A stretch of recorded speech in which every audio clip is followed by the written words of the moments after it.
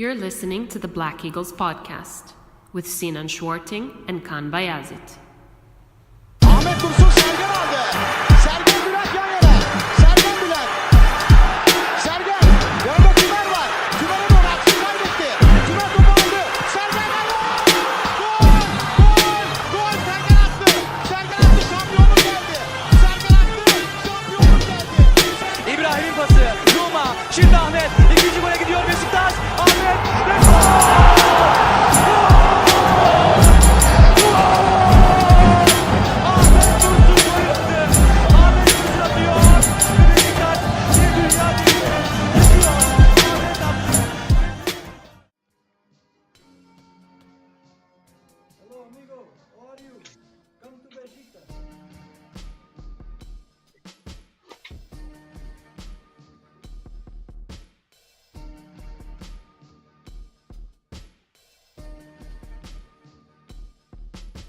Scotland.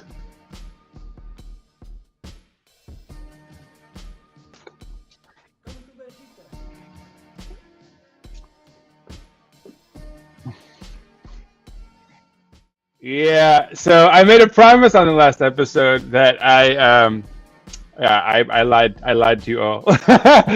No, so basically what happened was after game 6, New York took the lead 3-2. But I was thinking about this playoff beard of mine and about the playoffs in general. And I mean, the context too is that my daughter had been trolling me about it, you know, talking about how I kind of like a homeless guy, stuff like that, you know.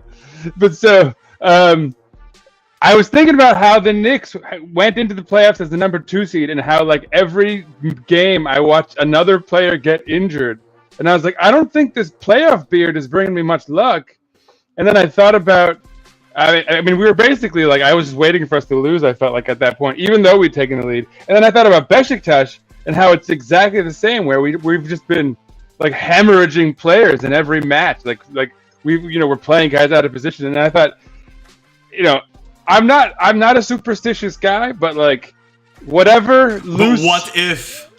You're right. Well, and then we lost the next 2 games and we're out of the playoffs. So yeah, maybe it's my fault, man. I don't know, but but my thinking was that like if my logic for having the beard was for superstition, it wasn't working. It wasn't working out. So I needed to find a new charm or whatever. Yeah. And I didn't find one fast enough apparently. So I broke his hand and that was that. I just realized, by the way, my microphone was muted during the introduction. So, you know, that's the problems of going live. I might mute my microphone for the intro and then I forget to unmute it. So, you know, introductions. I'm Kaan Bayazit. I'm joined by my friend Kartal Oer from Glasgow, Scotland, and Sinan Schwarting from New York City, New York. And I had just asked Sinan, but you already heard that part, why he shaved the beard. So that's why why he trimmed the beard. That's why he started talking and why I was quiet for about 15 to 20 seconds. Kartal, how was your week? I know you missed the game on Saturday, the first game all season you missed. So how did that feel? Yeah. It was the first league game I missed, and to be honest with you, it was a beautiful day here in Glasgow, 26 degrees. I was out with my wife. I thought, with the shit show that we've had all season, is it really worth it rushing home to watch this game when I'm sitting on a park bench, eating some nice baked goods, having some coffee with my wife? Well, probably not. So, decided to stay out. Understandable. We played decent in regards to, from what I can see and what I've seen from the highlights, what I've heard, what I've read. In terms of this season, obviously it wasn't the best result. But yeah, it was the first league game I missed all season. Obviously, you still feel a bit bad. You know, I'm a devoted supporter, so it does feel quite bad when you miss a game. But was it worth it? To be honest, probably. Well, let's get straight into it because we got a lot to talk about. I mean, as you already saw in the title, as you probably, if you're watching this later, have already seen with the thumbnail, there's lots to talk about. But let's quickly cover the Hatayspor game. So let's have a look here and get our graphic up on the Hatay game. Sinan, if you would do the honors and quickly run them down. Run down, and I think you want me to talk about the lineup itself, right? And so we had Ersin Destanoğlu in goal, which I didn't expect. I'll be honest. I still don't really. Was Mert injured? No, I think it was just a case of rotation. There was a lot of rotation in the squad. I think with the main thought being the focus being on Thursday's cup final against Trabzonspor. So I think Serdar just did a little bit of rotation without trying to weaken the team too much.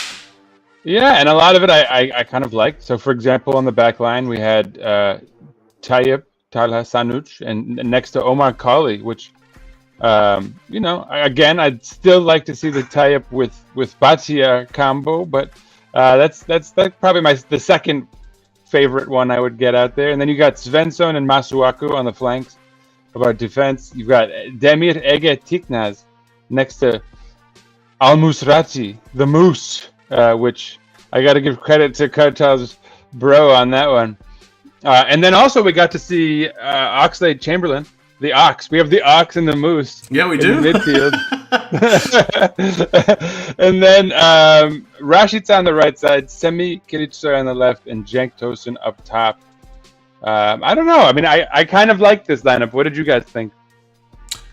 Well, I think it's just mainly going to be you and me talking about it, I assume, since Katal didn't really watch the game. But let's get Katal's thoughts. I mean, he could comment on the lineup. Yeah, retrospectively, let's get your thoughts on the lineup, Katal.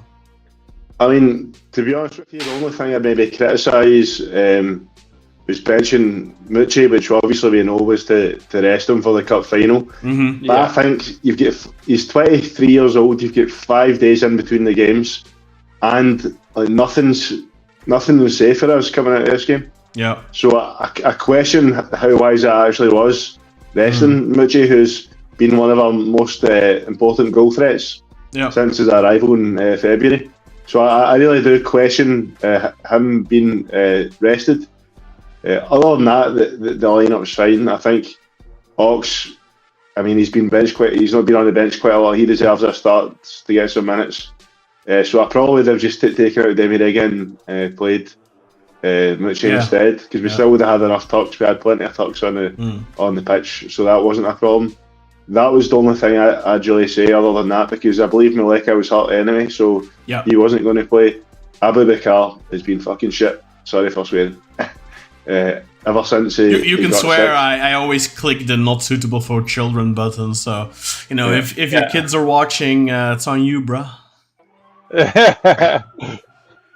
So since October, November, Abu Bakar's been bad, so I can understand why Cenk started. Rashid Ghazal's injured, so it makes sense to put Semi on the wing and put Cenk up front and put Rashika on the right.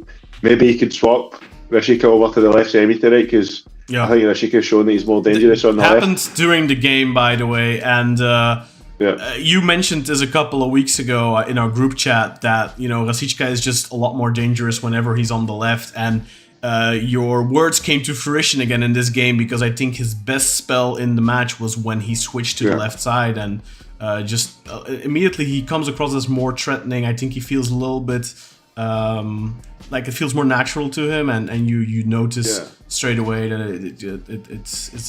he does better there. I believe I did mention on a previous episode that actually Rashica played on the left wing for Norwich and Werder Bremen, which Werder Bremen is where he made his name. The only reason he played on the right for Galatasaray was because they have Kerem Aktürkoğlu on the left. Yeah. So they put him on the right to accommodate for Kerem. And for some reason we've just thought that's the guy's position and that's where he plays, whereas actually he's been at his best on the left. And he played the bulk of his career on the left. So we really need to get out of that habit if we want to see the $5 billion investment we made in him last summer come good. Yeah, I agree with you. I think on the left is also his best position, but it's always useful to have guys like that you can use, switch around, and they can switch in the match itself. So that doesn't really matter too much. As for my opinion on the lineup, I kind of agreed. Like the biggest disappointment for me as well was not seeing Mucci in that lineup. He is, I mean, I'm gonna knock on wood here. I do not want to jinx him. He's a very injury-free player so far in his career. He hasn't had a single injury yet. He has played in every single game for Beşiktaş since arriving from Lega Warsaw, if I'm not mistaken. So I was expecting him to start, but I also kind of understand Serdar Topraktepe's logic. But then guys like Rashica, guys like Semi, who have had some, especially Rashica, have had some aches, have had to miss some games due to injuries. Yeah. I think Semi missed a couple of games as well due to injuries. So yeah, I mean, you're resting your best players for the cup maybe, but then you line a couple of them up anyway that have had some injury issues, like Al Musrati, like Rashica. So I don't know. I mean, I get it, but I also think this was an important game. Had we won this match and Kasımpaşa didn't win, which they didn't, by the way, they drew Çaykur Rizespor away 0-0, then we would have already been qualified for Europe. Now we aren't qualified yet. We have to wait to see on Thursday what happens in the cup final. If we win the cup, obviously great. We're qualified for the second, I believe, qualifying round of the Europa League. So we are guaranteed European group stage football. That's the playoffs, I think. Yeah, it might even be the playoffs. So if we get knocked out, we will go to the group stages of the Conference League anyway. So winning the cup is obviously the biggest priority. But if we don't win the cup, which is also realistic, because, we've talked about this in the past, Trabzonspor are looking like the more dangerous side, the better informed side, then we still need to get a result against Kasımpaşa. As long as we don't lose on the last match day against Kasımpaşa, we're fine. We'll still go to Europe. But you have to keep in mind, they beat us earlier this season 1-3, and they have been our black sheep for many, many years. I'd like to say 15, maybe even two decades. So they've always been a little bit of an Angstgegner for Beşiktaş, and that's something we need to keep in mind. Like, it would have been really nice to have some peace of mind and already have that European qualification in the bag. Now we kind of have to. Yeah, we have to win that cup, and if we don't, then it's going to be a nervous game on the final match day against Kasımpaşa. So I do kind of regret that we didn't go all out in this game in that regard. But, I mean, looking back at those statistics, I think we dominated the game, and it was a match in which we always should have won. Our opponents, Hatayspor, scored on a corner in the first half. I think it was their only chance in the first half. I might be mistaken. And then in the second half, I think they scored again on their one only true chance. So it was really one of those typical Anadolu games where you dominate, you have more chances. We didn't create all that much, because they were really parking the bus, and they were defending really tight. They were defending well. They were making it difficult for us. But I think, if any team deserved to win this game, it was us, Sinan. What were your thoughts on the game? Yeah, I definitely thought we were the better side, obviously. And I actually think when you look at the game's highlights, when you're watching the game, you're watching us kind of looking fairly impotent, not doing what you'd expect us to be able to do with that much of the ball, not pressing forward as much as you'd like. There was a lot of things that made you feel like we're not playing as well as we should be. But then when you look at the highlights, you realize that we actually created a ton of chances. Their keeper had at least 2 really solid saves, like full stretch, diving, like fingertip, So, I mean, it's one of those things where I think you can look at it and think, we could have played more guys and played to win, but in a way we did. And I think I like that he got like Ox in there. He brought like Demirege, he brought certain guys in to kind of see what their form is like, how they're playing. They were playing well enough that I think he established, like especially in the case of Ox, he thought, okay, this guy might actually be able to contribute in the cup game, so he subbed him at the half, which I think there's a lot of wisdom to that, right? He's coming back from an injury too. Yeah, for sure. So, I think, like, I understood the logic. Like, I thought it was nice to see us rotate in a way that wasn't crippling, to actually have enough guys who weren't suspended or injured for a change. I guess the shaving the playoff beard has immediate dividends in that regard. Just kidding. But, no, I obviously, we need to be scoring. We need to be able to win those games. Hatai is like in the relegation zone, right? I mean, that on the other hand, that's what makes them so much more motivated, right? And it's what makes them so much more of a difficult opponent. Yeah, they were really sharp and they were highly motivated. Of course, I think if you play Istanbulspor instead, you win 4-5-0 if you play with this intensity. Because I think we did play at a good level. Our friends in our group chat, like a lot of them were like, "Oh, what are we watching?" And I was like, "No, we were playing quite well." Like if you look at the individual statistics of all the players, they had good games. They had very little possession loss. They had good pass completion rates. It was all really quite good. Sinan, would you mind going over these statistics here? Let's hear the XG and all that. Sure, and also just to highlight what you were saying, because they had their backs against the wall, they'd lost a number of matches before then. They were coming off of a good draw against Gaziantep, and then a victory against Ankaragücü. So like they were kind of in the process of rallying, in their minds to save their season. Yeah, right? I mean they still, if they win next week, and one of 3 teams don't win. So I believe the 3 teams are Ankaragücü, Konyaspor, and Gaziantep. If one of those 3 don't win and they win, I believe they stay up. So, and it's worth noting that Konyaspor will be playing Galatasaray with like the title on the line. So Galatasaray will be very motivated to beat them. But spicy little detail there. That's true. Both teams get what they want if they share the points. So if Konyaspor get a point, they're safe. Yeah. If Galatasaray get a point, they're champions. So, could be in for some shenanigans there. This is not a Fenerbahce podcast, but if it was, we could have a good laugh at what happened yesterday on the 19th of May. And we'll see what happens, this weekend. But maybe we'll have something to discuss on the next episode.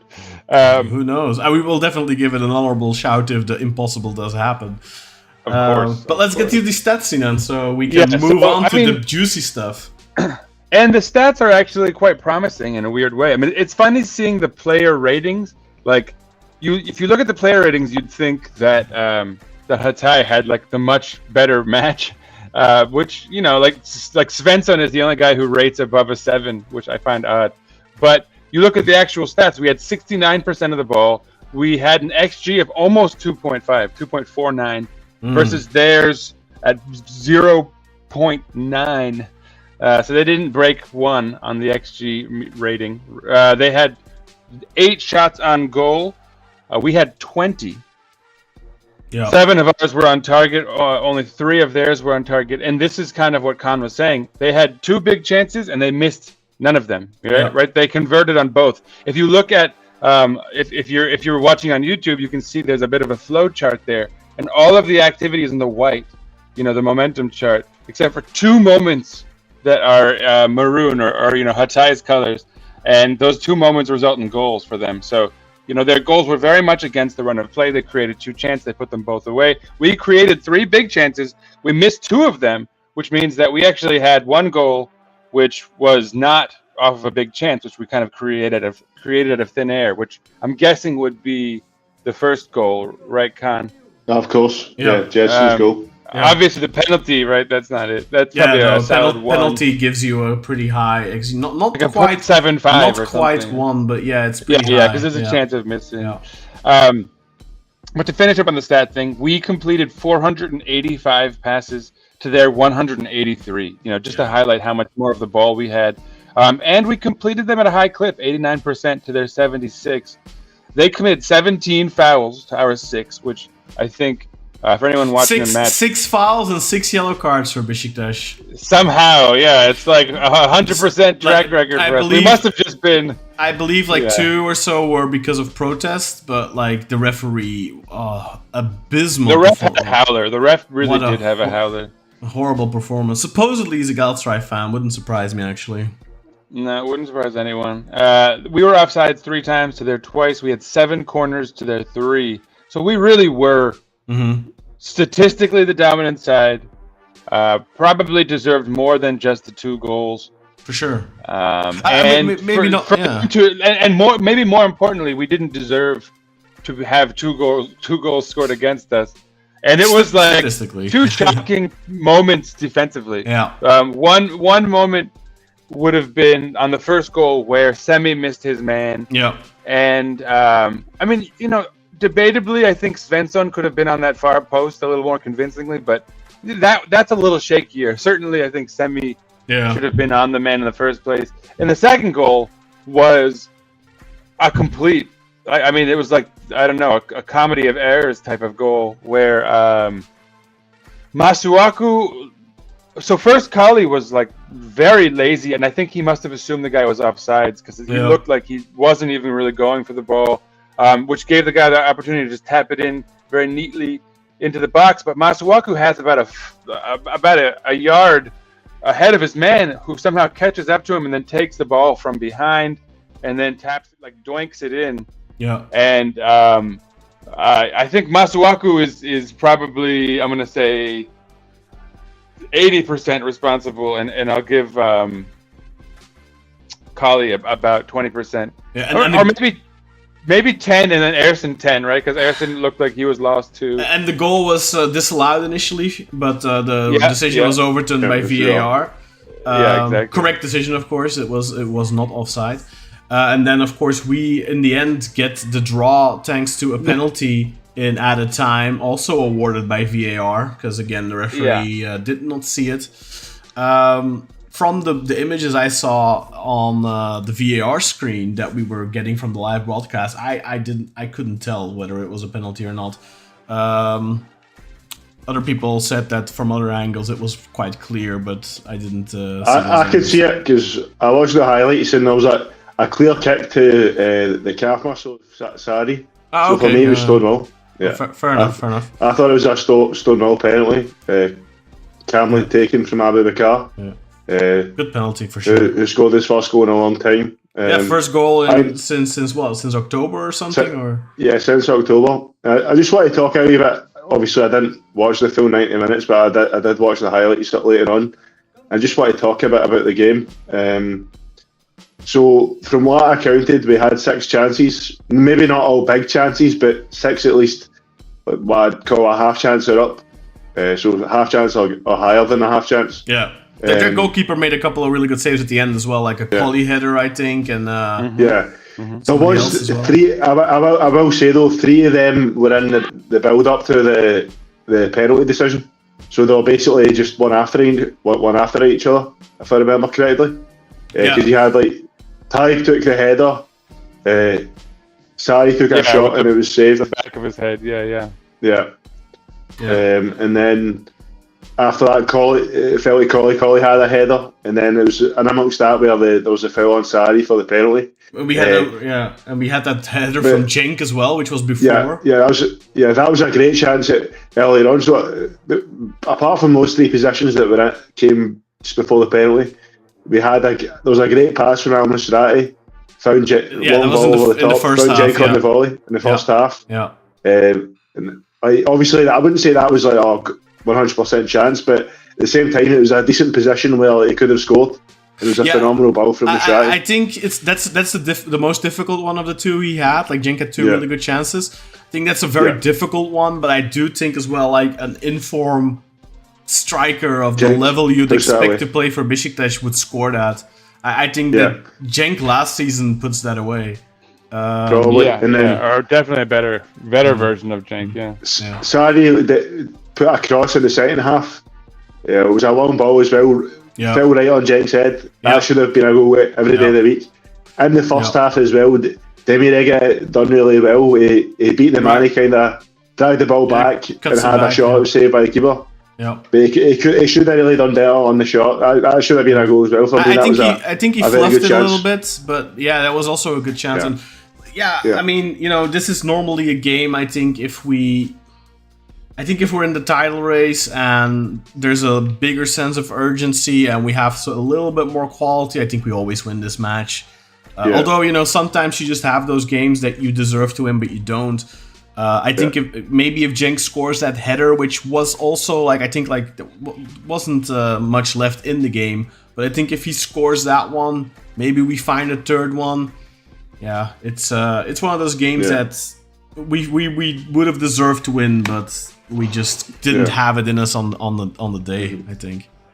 And I have to say also, it's one of those results where I think you look at our needs going into the summer, and if we can make an upgrade on Kali, and like I think we're all generally on board that like Tayyip can play, and I think he'll raise his performance levels with We'll see. Yeah. consistent playing time, right?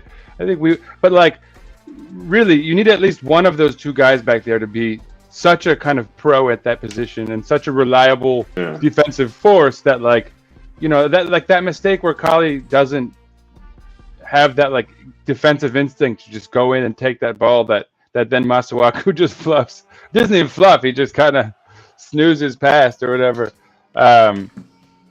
Yeah, I mean, we just need more solidity back there. Yeah. And real quickly, I want to make a comment, or I don't want to make a comment. We've gotten some comments. First of all, I don't know who White Mana is, but he says, "Holy cow, didn't know Kartal had this thick of an accent." So, shouts to our Glaswegian friend here. And then Aaron said Masuaku is going to sign for a League One team in the new season.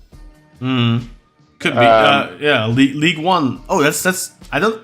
Does he mean Championship or League One? Because I think he means League One, the French league. No, League 1.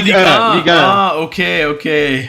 Yeah, maybe. Yeah. There's been some reported interest for a bunch of our guys, and let's hope that we can actually offload the guys that we want to move on. I mean, I think again this game perfectly showcased that Masuaku has quality. He showed it in many different moments that he's a dangerous player, that he's somebody who can boss at this level. But then also we saw the dark side of Masuaku, right? The lapse of concentration, the little bit of aloofness, nonchalance, call it what you will. But I think, you know, especially if what Hüseyin Yücel said on the weekend, which we're going to talk about, I think, next, because that's probably what a lot of people are here for. You know, if Hüseyin Yücel's, it wasn't quite a promise, but if his tease comes to fruition, José Mourinho, I think if Mourinho comes, I don't think he's gonna want the defender like Masuaku that has the tendency to fall asleep, you know, to snooze. Exactly, yeah. José Mourinho is somebody that wants a very solid defense, wants a reliable defense, wants a team to collectively defend. I want to go on the record. If José Mourinho comes back, I predict comes back. Oh, sorry. if Mourinho comes, I predict that Rosier will come back. So there, it makes sense. It was babbling two ideas at the same time. But I could predict that Mourinho is the kind of guy who would like rein in a Rosier type and get the most out of him. Yeah. Of course, the question of if the board is interested. But one of the things with Rosier is Rosier off the pitch. There's been reports of issues with him and all that, but when he's on the field, I never had the feeling from Rosier that he was snoozing. He's always high, always has high intensity. He's very combative. He likes to get stuck in. He doesn't shy away from getting nasty, and Mourinho likes that. He likes players who have a little bit of a mean streak to them, and he definitely does. So let's get straight. And just to finish that thought, if we could keep Rosier, it would free up, right? It would mean that we have more money to spend on replacing Masuaku theoretically, so like we could start to entertain more purchases in other spots, maybe a second central defender. I mean, we still have Svensson as well, don't forget that, and he's been doing really well. He has. But on the note of Rosier, also some rumors came out about Nuri Sahin, and supposedly he also, in his presentation, said that Rosier, there's still something to be salvaged there. We can recover him and use him, and he's a player that can be valuable to the team. But let's go into the José Mourinho subject full throttle then. Let's have a look at what our Vice President Hüseyin Yücel, depicted there on the left, had to say about the special one. Sinan, if you would do the honors. Yes. Okay, open quote. We contacted Mourinho about a month ago and met with him face to face at a hotel near the Bosphorus. He welcomed our offer. The situation will become clear next week when we meet him again in Italy. Our meeting next week is important. The economic details have been taken care of. Mourinho and his team will cost less than 10 million euros per year. I will cover the cost alongside sponsors. If we reach an agreement with Mourinho, we will ask him to include Quaresma in his coaching staff. Whether this materializes or not, it will be down to us. The important thing is to agree on the coach that will be the most compatible with Beşiktaş. End quote. Yeah, Sinan, what do you think about the potential, the possibility of José Mourinho becoming the new Beşiktaş coach? Before we start going down whether this was responsible from Hüseyin Yücel, whether we think it's actually going to happen, let's go into whether we'd want it to happen. So, Sinan, I'm going to start with you. Would you want José Mourinho as the next Beşiktaş coach? So I like that you've got the screen like this, because it's like I've got the angels on one on each side. Because I think this could be like a new format for our show. I'm in the middle on this. I'm ambivalent. I could go both ways. And I think on my left, on my left, I've got Khan, who's like super pro Mourinho, and on my right / left or whatever this is, I've got Kartal, who's on the other side of this. And I'm look. So here's my take on it. The main fear with a guy like Mourinho has to be the way he sets his teams out to play. It's a little defensive. You know, there's always, I think, a segment of the Beşiktaş fan base who is critical of a manager that's not playing aggressively, kind of attacking. You know, I don't attractive football. Mm-hmm. Yeah, attacking football, but like, you know, what, like entertaining. But like, I don't know that that's necessarily, like, you can play entertaining football without it being inherently attacking. So I don't know if I didn't. That was my hesitation. Attractive. But anyway, attractive was the word I used. Attractive football. Yeah, attractive. So you know, and again, but like, I don't know that has to be attacking. But anyway, that's a whole other conversation, which we might have to have. But so like, again, I don't know that he's the fit tactician-wise, formation-wise, as far as like his footballing mentality. But on the other hand, you have to consider his profile, like his name, who he is in world football. Already, we're in like, you know, the CBS Golazo Instagram news, right? Being linked. Like, I haven't seen Beşiktaş on that page, maybe ever. But so like just the inkling that he could be somehow connected to Beşiktaş in some way is already getting us on sites like that. So obviously what that suggests is that his profile will bring a certain gravitas, a certain energy, a certain momentum as far as coverage that would inherently be positive for the Super League in general, but you know, obviously it would be great for Beşiktaş on a personal level. And then you also have the psychological, you know, Aziz Yildirim promising him for Fener, and then us theoretically getting him instead, which is kind of epic. You know, it's like Putin style, like machinating elections from a distance, like wahaha, like who else? You know, how you know, because there's all these stories about like the coach, I forget his first name, who's a Beşiktaş, Rami coach, I think.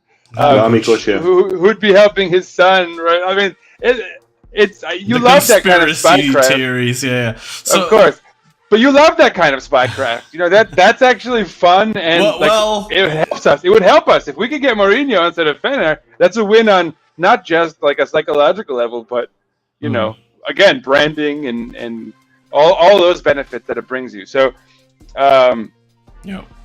I mean, with that said, and I think it's important because it sounds like I'd be heading towards the Khan direction on this, but I'm going to be 100% honest. And I've called this a hot take in previous years. It's less of one now. I've never been a big fan of Mourinho, and in fact, I've always found him to be something of a dislikable figure. I don't like shit talkers. We don't have to mind our language, so I don't like shit talkers. I always feel like there's always that risk that you're going to motivate your opposition.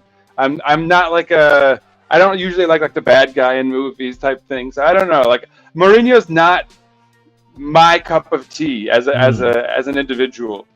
But with that said, like I don't know, we're Beşiktaş, and I think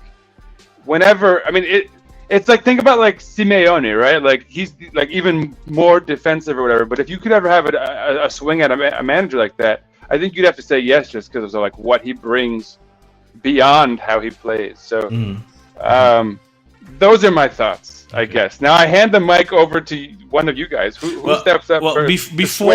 Before we're gonna do that, I want to clarify something for those of you watching this. Maybe there's non-Beşiktaş fans, people who don't follow Turkish football, people who are just watching this because of José Mourinho potentially coming to Beşiktaş. So to clarify what Sinan said about Aziz Yildirim is a presidential candidate for one of our biggest rivals, Fenerbahce, and he is going to run for the presidency I believe in 9 days they have a Congress meeting. So in Turkey it works similarly to Real Madrid and Barcelona, where they have members, socios, who vote on the president. So in about 9 days there will be a big vote for the next president, or the president who is currently in power, Ali Koç, who is a billionaire in Turkey and also a member of the Koç Holding, which is one of the richest families in Turkey, one of the biggest companies in Turkey that own a lot of businesses, a big conglomerate. And his father actually is a huge Beşiktaş fan, but Ali Koç is a Fenerbahce fan, and the president of Fenerbahce has pumped in a lot of personal funds into the club over the past couple of years. So he is running against Aziz Yildirim as a presidential candidate, and Aziz Yildirim is challenging him with the promise that he will bring José Mourinho as the coach to Fenerbahce. So that is what Sinan was referring to earlier, and they are one of our biggest rivals. So obviously if we would be able to get José Mourinho before they would be able to get him, that would be a big win on two fronts. One, you get a supreme coach of a massive reputation. Everyone in the world knows him, like Sinan talked about already. Like, it would put a lot of spotlights on Beşiktaş. And two, you prevent a rival from getting him. Personally, when I heard the news of Aziz Yildirim promising he would get José Mourinho, first and foremost, I thought, that seems impossible. Surely there's a top 5 league team that wants him. Yeah. And secondly, I thought, I really hope that doesn't happen, because he's one of those coaches that's really... I find him actually quite likable. A lot of people don't, but I think, guys like Jurgen Klopp, who's an amazing personality in world football. I think José Mourinho, in his own right, is an amazing personality in world football. I really like him. I would hate to see José Mourinho at one of our rivals, because that would mean I would have to hate him too, and I don't want to. But I'm going to throw to Kartal first, because like Sinan already alluded to, Kartal is on the other side of the fence as me. So let's hear Kartal's opinion on José Mourinho potentially coming to Beşiktaş first. I just want to start by saying that obviously I respect who José Mourinho is, what he's achieved in world football, the fact that he's undoubtedly in the top 5 coaches in the 21st century. I know that, I acknowledge it, I respect it. I think, sorry to interrupt you there, Kartal, but there's 2 people I think you can put in front of him. Pep Guardiola for sure, he's number 1. I think there's no doubt about that. Pep Guardiola is number 1. Number 2 is, for me, is either José Mourinho or Carlo Ancelotti. I don't think there's anyone else who comes close. What about my countryman, Sir Alex? He's also won a lot in the 21st century as well. I think Sir Alex, no, I think that's still, okay, fair enough. Maybe Sir Alex, maybe. But other than Alex Ferguson, I don't think there is anyone. Jurgen Klopp, obviously amazing what he did at Dortmund and at Liverpool, but I don't think he comes close. You have to keep in mind, José Mourinho is the last person to win the Champions League with a non-top 5 league team. FC Porto in 2004. Yeah. Obviously that's a huge accomplishment, but it was 20 years ago. Yeah, it's 20 years ago. Changed a lot. Yeah, but then he did it again with Inter. Also not... But that was 14 years ago, Kat. 14 years ago, but... Football heritage. Go ahead. Yeah, I'll get back to what I was saying. So obviously, I respect the name. I acknowledge all what he's done in football. As I said, top 5, or as Can saying, top 3 and coaches in the 21st century. I do accept and I acknowledge that and I respect it. But I just think the style of football he plays isn't what we want. We want to see attractive football. We want to see modern football, because I believe football's evolved a lot. And I think Mourinho's kind of fallen behind in the last, let's say, maybe 8 years or so. I know he's had success with Roma. He's won the Conference League. But we also need to bear in mind that Roma team was the favourite to win that Conference League anyway. It's not as if he took some minnow and won the Conference League. I'd argue maybe getting to the Europa League final the year after, that was a bigger accomplishment. But another thing to bear in mind as to why I don't want him, the style of football he's known as to be a pragmatist defensive coach. I want to see attractive modern football that's mainly about attacking football, going forward, trying to score as many goals as possible, not trying to ground out 1-0 wins, 2-1 wins. That's not what I want to see. I want to see is win games 3-0, 4-0. I mean, he's done well in Europe with Roma, but then in the league he didn't do too well. I mean, look at Bologna, for example. Under Thiago Motta, they've ended 3rd in Serie A with a budget far smaller than Roma's. To me, that's doing a good job as a coach. That's a coaching success, what Thiago Motta's done at Bologna. I think he's underperformed in the league. And that's fair. That's fair. That's why they sacked him as well. Huh? In my honest opinion, I think if we go into conference, I wouldn't be surprised if Mourinho comes if he gets to a semi-final. But I don't think in the long marathon, which is I think it will be 36 games next year in the league, because we'll be down to 19 teams. Yeah. In a 36 game season, I don't think he's going to win as the league. I think we'll end 3rd or 4th. We might have a great run in Europe, with that pragmatist style. I mean, but I don't think he'll be very successful in the league, because he wasn't successful in the league with Roma. He wasn't with Tottenham either. Look at where Tottenham were before Mourinho came. They were in the Champions League final. But come on, bro. Pochettino had them in the Champions League final. Yeah, okay. And they fell off big time after Mourinho came. Yeah, but Dortmund is in the Champions League final. Now, all respect to Dortmund. I love Dortmund. I think it's an amazing club. But they're in the Champions League final too. They didn't finish top 3 in Germany, I think, did they? Did they finish third? Pochettino was doing better year on year with Tottenham. And I think there was a decline in that club after Mourinho came. And they're only starting to do better now with Ange, where the fans are finally happy with the football they're playing. So I think there's a guy that I think he could do well in the Cups for us, but he's got an unattractive style of football. I think the problem, and in the last 8 years, he's not been successful in the long marathon, which is a league season. So I don't think for the money, I don't think we need to worry about the money, because Hüseyin Yücel, it's not true what you're saying, though. He finished 2nd with Manchester United with a 1.98 point per game average. That's one season. But you said the last 8 years, right? That's one season out of the last 8. He also won the Europa League with Manchester United. Manchester United, who have been in steady decline since Sir Alex left. I think that was their best season since Sir Alex left.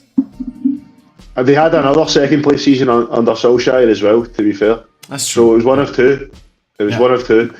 And I think, apart from that season, he did do a good job that season. And I think overall he done a decent job at Man U, but especially those last two jobs, at Tottenham and Roma. In Roma he done a good job in Europe, but domestically it wasn't good. Tottenham he didn't really do a good job at all. The team declined.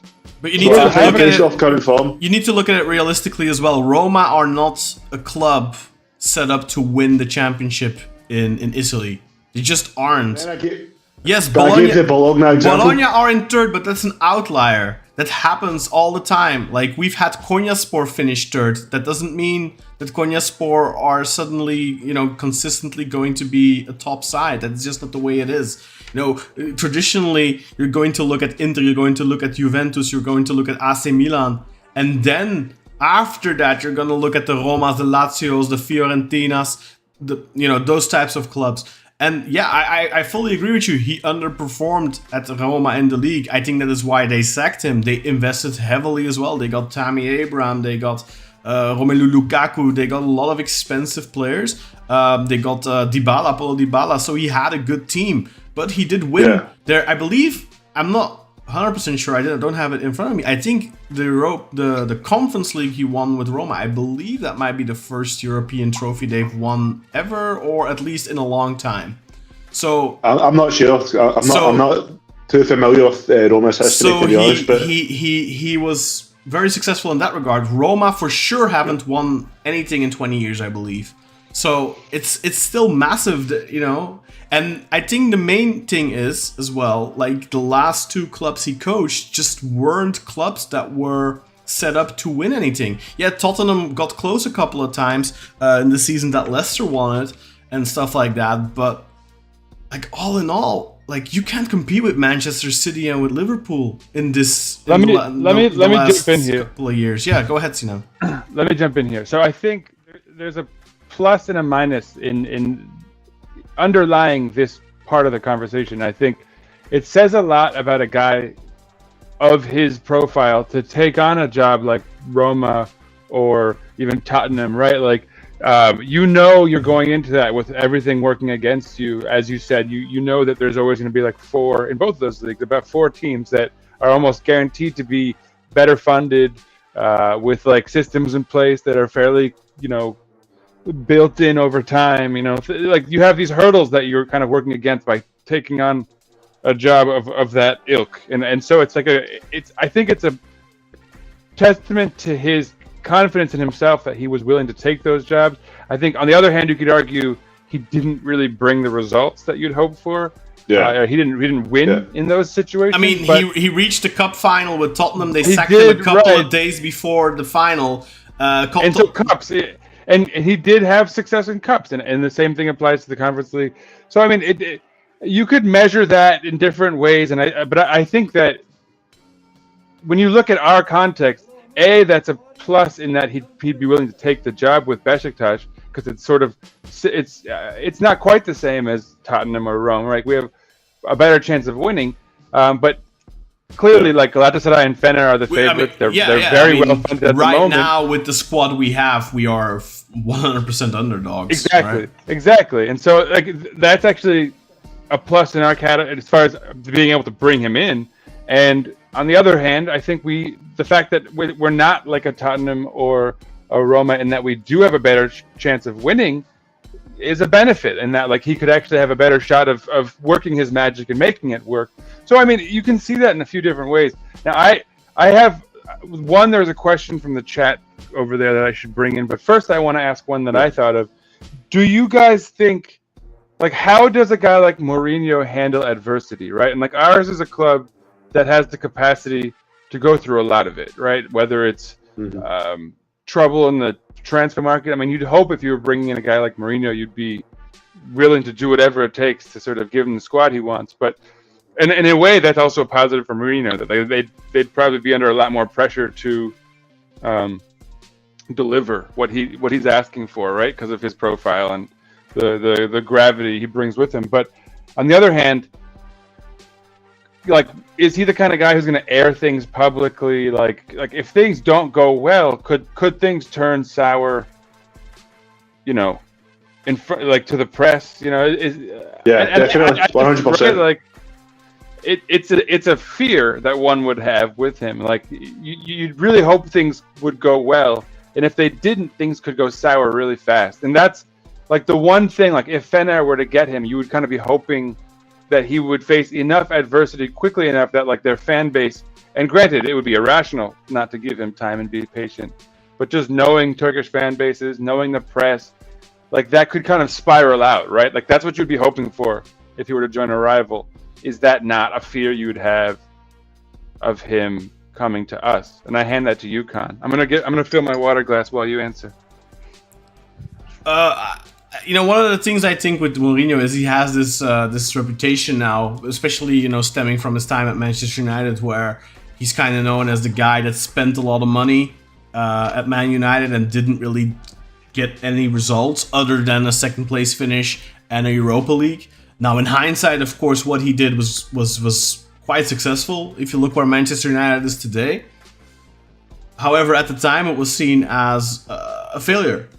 I think that the fact that Beşiktaş does not have a bottomless pit of money that they can throw at this, Mourinho will be forced to be more creative. He would be forced, I should say, he would be forced to form a team with more limited funds. I think in a way that is a challenge for him and his career, and also to prove some of the naysayers wrong that he can do it with a budget as well.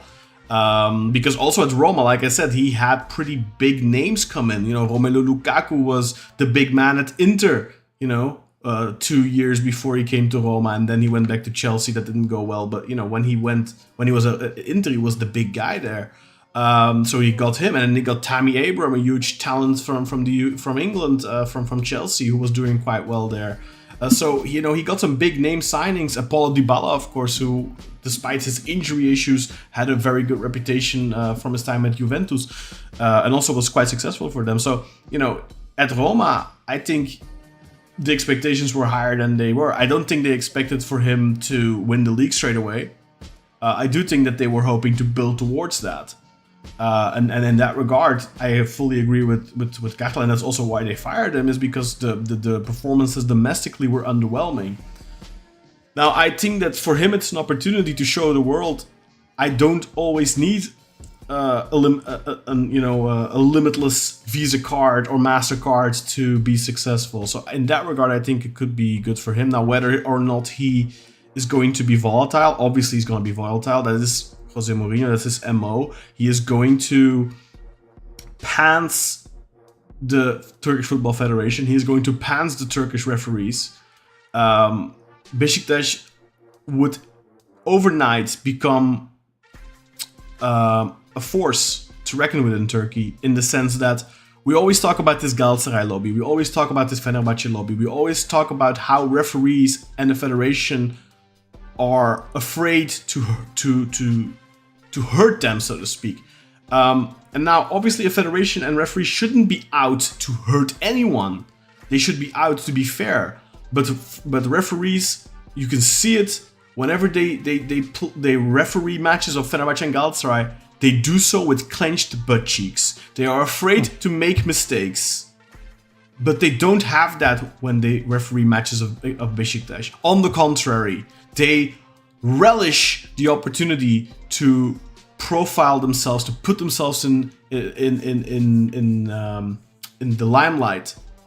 I think if José Mourinho becomes coach of Beşiktaş, suddenly their cheeks clench together, and it's over with that. I think José Mourinho can fix a lot of what's wrong in that regard. I think suddenly it's a more level playing field if you bring him in, because if José Mourinho talks, everyone listens.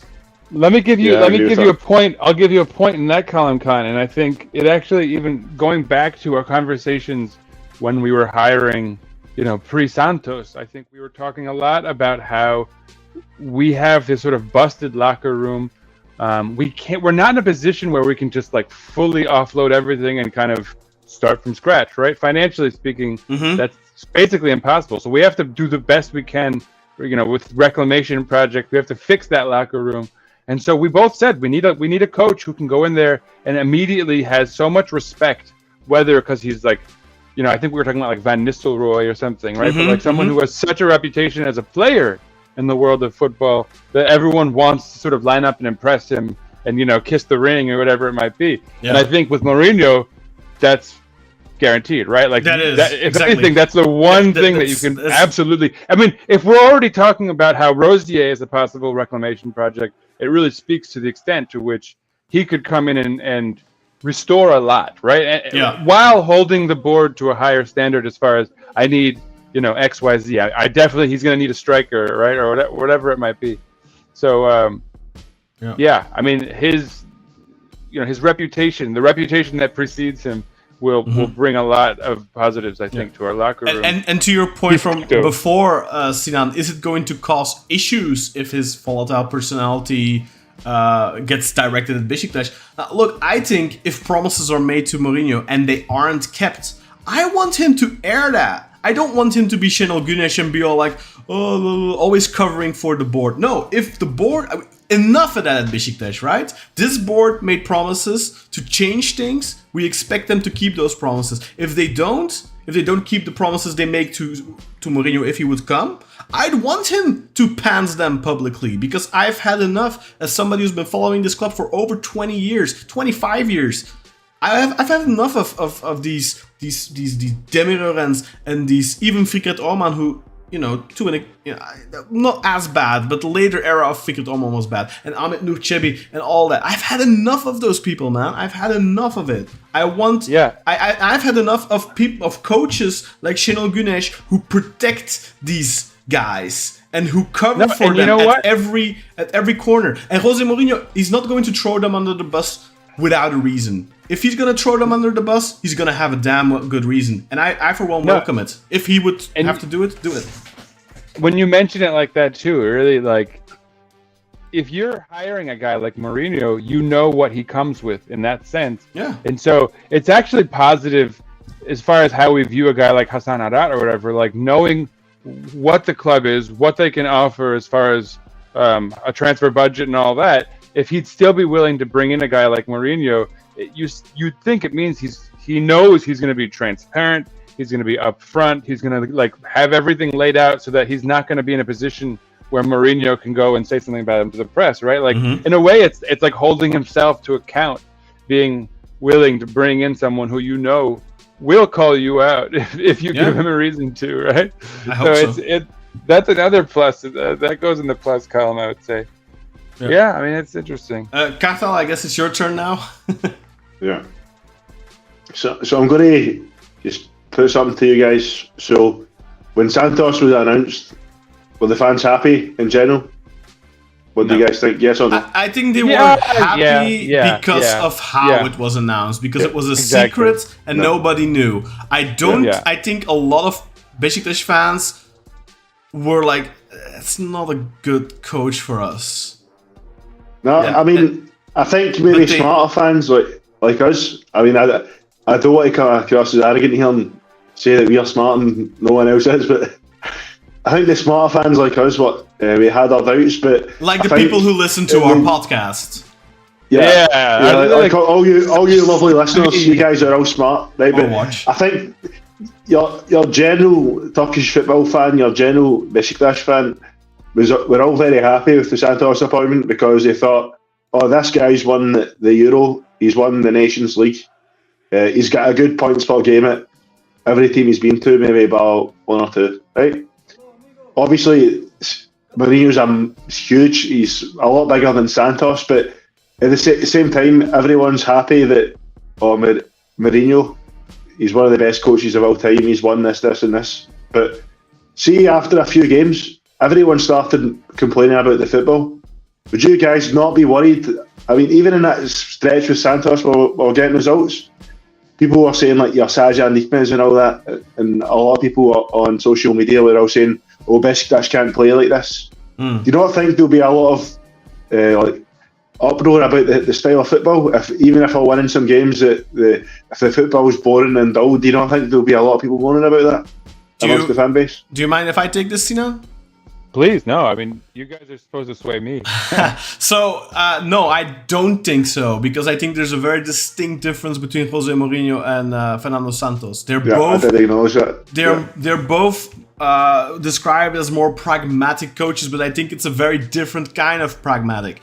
I think José Mourinho advocates for very combative football, very on the edge players who are willing to go that extra mile, put their heads in front of it. He is very, very tough on his players, and he has very high demands of his players.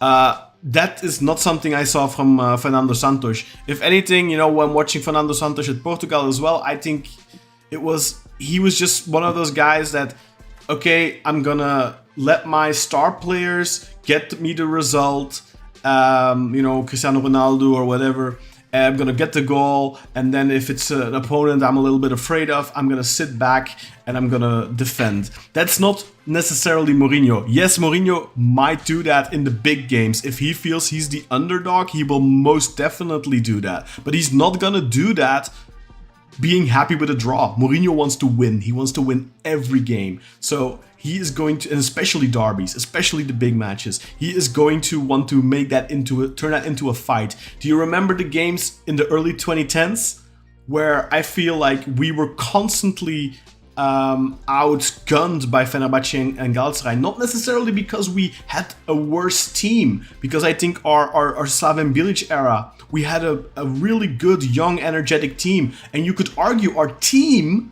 was better because Galatasaray and Fenerbahce relied much more on individual quality of some of their big players like Wesley Sneijder and such. Our team, I think, as a collective was much better, but where they always had the edge over us was first and foremost the mental game, and secondly the gamesmanship. You know, Felipe Melo on a corner giving somebody an elbow, and then you get the red card later on because you get provoked. Stuff like that. The gamesmanship. That is something we lacked in those early years. That is something Mourinho would bring or hope to bring to a team. I think that's something we've been lacking. Even under Şenol Güneş, we didn't have that. We were always squeaky clean. We won because we were better. We didn't win because we were more sly, or we were more more conniving. No, I wouldn't call it smarter. I think it's conniving. I think it's more like that. And that's never been Beşiktaş. I think José Mourinho could bring that.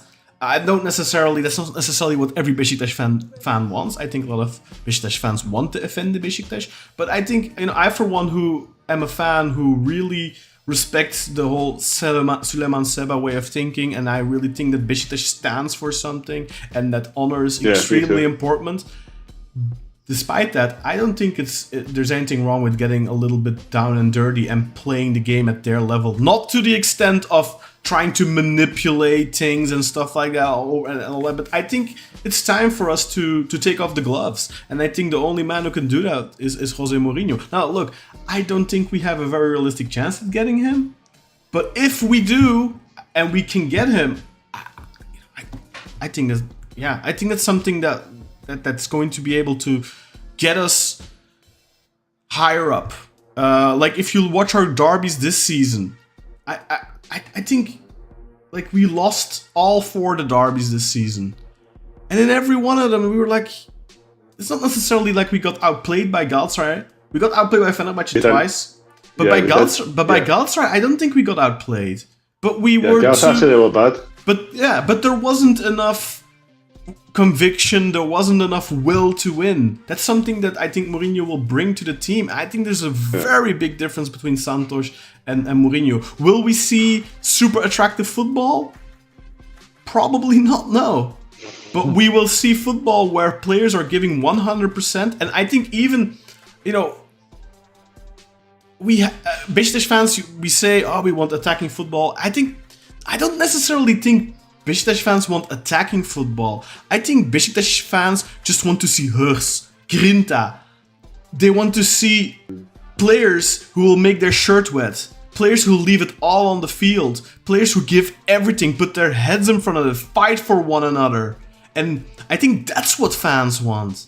And I think Mourinho that's what he brings. And I want to see both though. I want to see attractive football and a team that shows that there's the grinta on the park as well. But how I think we need to combine them both. How many coaches in the world can bring that realistically that we can get? Like, we're not gonna get an Ange Postecoglou, right? We're not gonna get Jurgen Klopp. We're not gonna get those guys realistically. Like, and still, even like a Razvan Lucescu, who I think is a perfect candidate, who brings a little bit more of that. I think still, if you have the option to get Mourinho, you always get Mourinho. Like, even though I think Razvan Lucescu is a perfect candidate. Yeah, I'd rather Lucescu just because he's known for playing more attractive football and he's younger as well. But this is another thing as well that I think is important.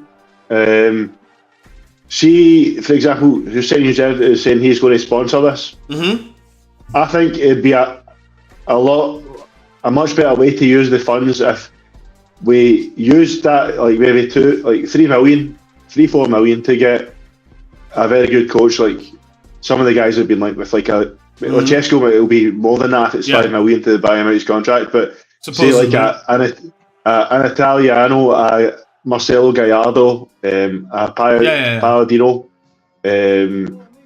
Let's see who else. Jaciel, like Hansi one of these guys. See if Hansi Flick, he'll be 6 million. So he's probably quite close to Mourinho in terms of cost, because he said under 10 for Mourinho. Between 8 and 10, because he did the rounds on a lot of different talk shows, and like his what he said always changed a little bit. I also kind of feel like he backtracked a little bit. Like it's like the initial quotes that came out were like. He is open to coming. He essentially agreed to coming, and it's up to us. We to make the final decision. But then, like later on, he kind of backtracked and he said, "Well, we're gonna have to have a last meeting, and then So, just to be clear, I think also very important for people listening or watching this. As of now, from what has been communicated, there is no agreement between Beşiktaş and José Mourinho. He has not agreed to come yet. It might happen, and my thoughts on whether or not it will. I mean, I have kind of a double feeling about it, because why would Hüseyin Yücel say the things he said if there wasn't something in a pressure cooker there? But Karen, is it okay if I finish my point just before you get to that? Feel free, Kata. Sorry. Yeah, it's just because I was in the middle of saying something, but I don't want you to lose your train of thought. Sorry. Yeah, so my question to you guys, and I've stated my opinion, I'd rather we spent slightly less, not even slightly, some of them would be a lot less. I'd reckon we could get like a Gallardo, an Italiano Palladino, for like maybe 3-4 million. We could probably get these guys for. Maybe. So if we spent 3 or 4 million a year on them and their coaching staff, and then use the rest of this money that Hüseyin Yücel has pledged for Mourinho to sign quality players. Do you not think that'd be a better use of the funds than just spending it all on Mourinho? You can buy maybe one player with that money. Let's be realistic. You're not going to buy more than one player. Like you can. Do you not think? Would you not rather maybe a very good young offensive coach and get one more extra really good player, or would you rather just get Mourinho? I'd rather get Mourinho. I think he gives us the mental edge. I think he immediately propels us from being an underdog into being a contender just by him being there. I think he attracts better players because players want to play. That's definitely true. Yeah, players want to play for Mourinho. It's going to be easier to convince good players to come. I think, for example, an Angel Di Maria who worked with him before at Real Madrid might be tempted to come. I'm not saying whether I want Di Maria or not. You know, I'm more partial to, for example, a Marco Reus. But I think players want to play for José Mourinho. I don't think players have that feeling with a Palladino, with Italiano, or with Razvan Lucescu. Don't get me wrong. Razvan Lucescu, if we sign him tomorrow, I'll be super stoked. But I don't think they bring that with them. So realistically, the difference between getting Mourinho or getting one of these guys, with that money, you can maybe sign one free agent and pay him for a year. Maybe you can pay Di Maria's contract for a year. Like a good player, you're not gonna buy for 4 or 5 million euros. Well, maybe you can, but like for example, like Jan-Niklas Beste, who we've been linked with, and we'll talk about in a little bit. I doubt we can get him that cheap. Like, you know, guys like Mucci, guys like Al Musrati, they're gonna cost more. I don't think that the money you save on that is going to enable you to get really, really good players. Like for example, an Anderson Talisca. Maybe we would be able to get him, but then the question is he hasn't played at the highest level in 6 years. You know, like do you really? No, I wouldn't want him either. But for me, obviously, I do agree that Mourinho does give you some sort of mental edge. But because of that last 8 years, apart from that 1 year he ended second with Man U in the league, I'm not convinced that he's going to be successful in the league because of the last 8 or so years, I'm not convinced. I think if we bring a good system coach that's known to play nice, attractive football, I think we're more likely to get that kind of success in the marathon that is the league, rather than the more like pragmatist way of thinking. So I'd rather that approach and get the extra player. I'd like to hear what Sinan thinks. He's been very quiet for a while. Before we get to Sinan, because he's going to decide whether we swayed him or not, I want to respond to that. Actually, Con, go ahead, quickly, Sinan. Before I was actually going to say I'm not ready to give my verdict yet, and we actually got a question. We got a question from our audience. I saw. And I thought we should like address that maybe before I decide. It was like we kind of segued to it when we were talking a little bit about like why would Mourinho join us? Mm-hmm. And so the question was, do you think Mo will come to Turkey for money or for a new challenge? Now, I'll try to answer first in that I think again, right? Like we talked about how he took jobs with Rome and Tottenham. You know how he's taken these sort of second tier jobs previously, so I think he's always been the type. Yeah, more than we have. But like on the other hand, we probably have a better chance of winning, you know, going into any odd season than they would too. So like there's a plus and minus there. But I think what I mean to say is that he's obviously the guy who's like willing to have a little adventure in that sense, and like to go to clubs that are storied, that have kind of passionate fans and you know, interesting geographic locales and stuff like that.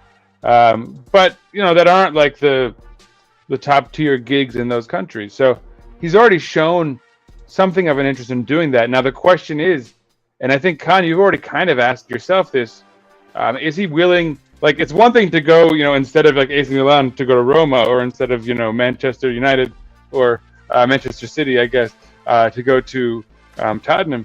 But like, what about going all the way down to the Turkish league? Is that something we view as something he would, you know, is he that adventurous?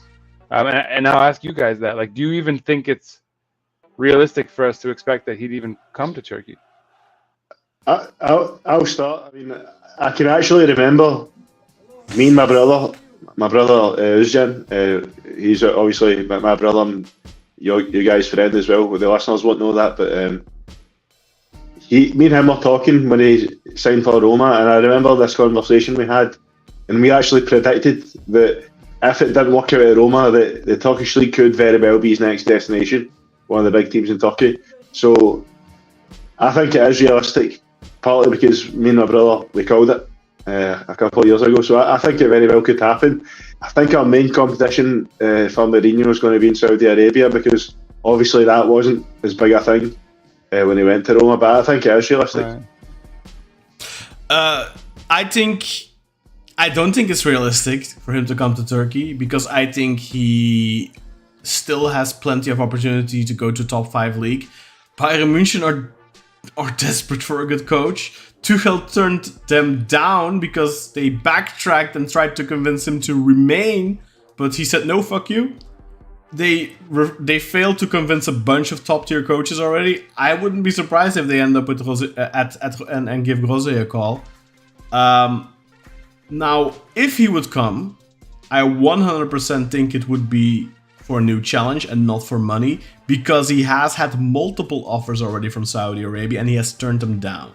So far, he has turned down every offer he's gotten from Saudi Arabia, and he's gotten multiple. And he doesn't want the money, it looks like. He wants to prove himself, to continue to show the world that he is the special one. And I don't think that he feels that is possible outside of Europe. Maybe at some point in his life he will go there. I don't know. I don't think he needs the money. But you never know. People like this, who you would think don't need the money, still go and, you know, I mean, if they throw 200 million euros at you, can you really say no to that, right? So, for example, an Al Nassr who failed to win the Saudi Pro League this year, despite the fact that they have Cristiano Ronaldo, they have Sadio Mane, they have all these big names. Despite that, maybe they'll throw 200 million at him, who knows? But if he comes to Turkey, it will 100% not be for money, because in Turkey you can never make that much money Like, if he comes to Turkey, he's going to make between 8 and 10 million. That's the exact same amount of money he'd make in the top 5 league. If he goes to Saudi Arabia, he's gonna make tens of millions. He's gonna make maybe 100 or 200 million euros. So it's 100% not for the money. If he comes to Turkey, it will be for a new sportive challenge. 100%. There's another aspect of this too, which is that if like he's already a guy of such a high profile that if he needs money, and he does ad campaigns. Oh yeah, he does. That's right? why he was in Turkey. Like he'll just do another Rolex ad or something. No, like, I don't think he's. He was actually in in need Turkey money. filming a new advertisement Turkish Airlines, for exactly. Turkish Airlines, exactly, and that's like a month ago, and that's when Hüseyin Yücel and Hasan Arat met him in a hotel and had a meeting with him face to face, and potentially that's also the time frame in which Aziz Yildirim perhaps met with him, because he claims to have met with him face to face as well, although he didn't specify. Look at the profile of the cities he's coached at. Like he picked London, Rome, Istanbul is kind of one of those cities that he might have an interest in, right? 100%. I think he's a very cultured man, clearly, a sophisticated man. I think an adventure in Istanbul could definitely appeal to him. Now, one thing I do think, if he comes to Turkey, would he come to Beşiktaş or would he go to Fenerbahce? I think Fenerbahce have the better cards, because I think if you watch the Champions League, right? I don't even think that matters. I think if he has been watching both teams, which Aziz Yildirim claims he has, I think if he watches Beşiktaş and he watches Fenerbahce, I think he knows which team he wants to coach. I think if you watched that game yesterday, that was a Mourinho win. I think if he saw Mert Hakan Yandaş yesterday, he thinks that's gonna be my captain next year. You know what I mean? So I think in that regard, Fenerbahce would have the edge.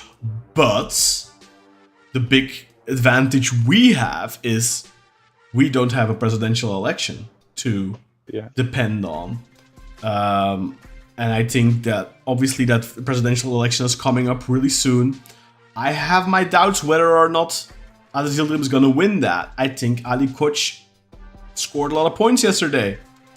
Whether they win the title or not, I also think that a lot of fans know they need Ali Koç's money. So I'm not so sure as much as Ali Koç has been a failure in terms of sporting success, in terms of the financial side of things, he's done a great job. They were the first team to get out of the bankability the agreement with the banks about the debts. They were the first team to pay their way out of that, and that's a lot of that's to do with how effective they've been at selling players, whereas we haven't been. Galatasaray more recently have made a big selling volley, but Fenerbahce have been very good at marketing their players. So as much as Fenerbahce have gotten the kind of loser batch name, you know what I mean? But financially speaking, Ali Koç has done a great job. And he has officially pumped in 1.6 billion Turkish liras, which comes down to it sounds like a lot more than it really is. That's roughly like 45 or 50 million euros, but he's officially pumped that in off his own personal funds. And if Aziz Yildirim becomes becomes the president, that becomes an IOU. They owe him that money. He didn't just give it to them, supposedly it's something that's written down in the book. So I don't know, I think we have the edge in that regard because we don't have an election. We can make him a firm offer, we can make him guarantees. Fenerbahce, Aziz Yildirim can't just yet. Obviously he just has to wait 10 days or so, and then if Aziz Yildirim wins, obviously concrete offers can be made and all that kind of stuff. But yeah, I mean, like I said, if you watched Fenerbahce yesterday, have you been mostly yesterday, I would say, because in recent months it's not been, as great. But I think especially yesterday, I think he would have liked what he saw. If he watched us the day before yesterday, I think he probably liked a lot of the things he saw because it was one of our better games. but I would still give Fenerbahce the edge for sure on that regard. Sinan, do you have any additional questions, or Kartal, do you want to respond to the whole? I have one point to add real quick to what you just said. Yeah, I'll go, Sinan, sorry. As far as like how he'd view the two matches, there's another aspect too, which is he would have watched Beşiktaş sell out their stadium for a late season match with very little meaning, relatively speaking, which would suggest to him that that club has a real following, a very passionate fan base. That luckily he didn't see some of our matches earlier in the season where that was not the case. But he's probably been watching for a month. But like it's been like a better month as far as those things go too. So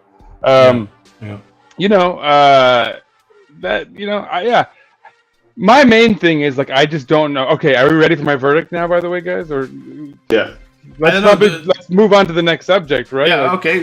Do you still have anything to add, Katla, before we get to if it was a money or challenge thing, I'd say both, because they're offering him a lot of money. It's not a small amount of money. But does he want a challenge as well? I don't think that's a lot of money for Mourinho. What's his name? Forget the Italian coach that coached England. Capello, yeah, exactly. He was making 8 million euros like 10 plus years ago. Like Mourinho, like for him, 8 to 10 million euros is nothing special. That's not like a super sexy offer or anything. Like I think he can get that money coaching a lot of clubs, and he can get a lot more coaching in Saudi Arabia. So. Yeah, no, I agree with that. That's just his going rate, That's just his fee, and that's what he needs also to be able to pay all his staff, who he wants obviously to earn, a good amount of money. I don't think money is a big factor for him. But obviously, somebody of that status isn't going to is going to work for 2 million. That they just don't do that. That's it's throwing a brick through their own window. All right, let's do this. Let me give you guys my verdict. I'll do the full background. I came into when we first saw the news, we're going after Mourinho. My first thought was, no, we're not. That's stupid. That's ridiculous. There's no way. This has to be some sort of gamesmanship. Like the conspiracy to mess with Aziz Yıldırım's candidacy. Whatever. I just wasn't even buying it as a possibility. Then I thought about it and I was like, I don't know if I want all the drama, the negative football, ideally we would have a candidate that just plays a certain brand of football and everyone is excited about, and there's no controversy surrounding bringing them in.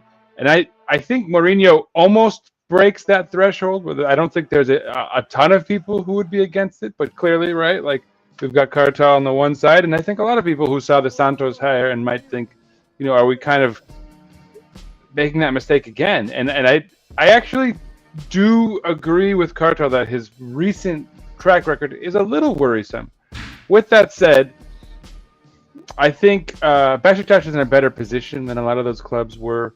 At least just as far as nobody is so good in the Super League that they're out of reach for maybe next season we're not gonna almost no matter who we bring in, we can almost chalk up next season as not being a championship season. That said, and someone else mentioned this in the chat, I think it was White Mana again, I don't know who that is, but they said that we probably have a better chance of winning the Conference League next year than the Super League. Would you not take that? I would. I would. I'd take the Conference League over 3 Super League titles. No, and I don't even necessarily. That's a whole other thing. But I would definitely take the Conference League. And my point is that I don't think anyone is coming in and winning the Super League. Right? That's not a realistic expectation given the gap that we have to overcome. Unless we spend 50 million euros or something, and frankly, the only way that could happen is if we bring in someone like a Mourinho who expects a certain level of talent, at his disposal. So what I'm saying is that I went from like, I don't think that he's the right guy to like, well, maybe he's enough of a high profile that you can't really say no to that.